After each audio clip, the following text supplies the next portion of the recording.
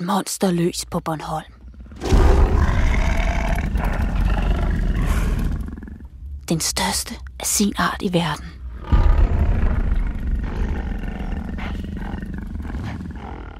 Det er en boss-hos. Og det er Poul, der tæmmer den.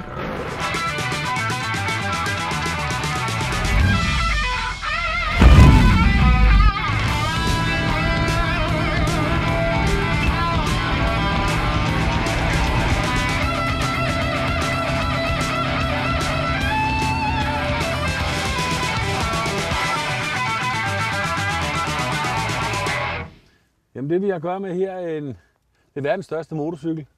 De har sat en Chevrolet motor på et motorcykelstel. Det er en V8. Den har 5,7 liter.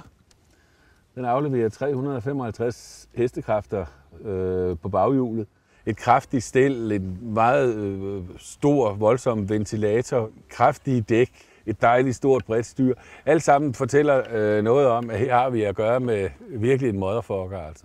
Når folk siger, at det er en bil, så er det nok, fordi de siger, at lægger lidt afstand til den og siger, nogen rigtig motorcykel er det ikke. Men vi skal prøve at komme op og prøve den en gang.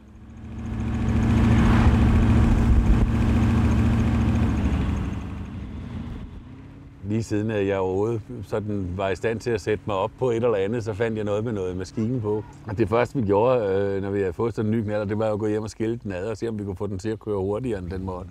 Ja, det var sådan noget med, at det var sjovt, at det kunne køre hurtigt, og det lød godt og alt det der. Min fartglæden standsede brat.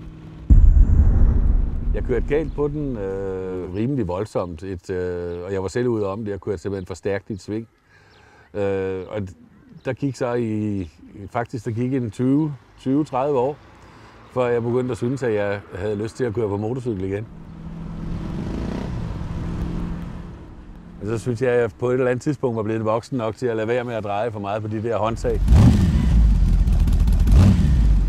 På 4 sekunder accelererer boss-hos fra 0 til 200 km i timen. På Bornholm må man kun køre 80, men det går godt i spænd med Pouls temperament. Bornholm er en vidunderlig motorcykelø, fordi den har sine fantastiske landeveje, der snor sig rundt i landskabet, og det er et smukt landskab, man kører i. En tur op og ned ad kysten, det er simpelthen som at få et skud ny energi. Skal vi høre den?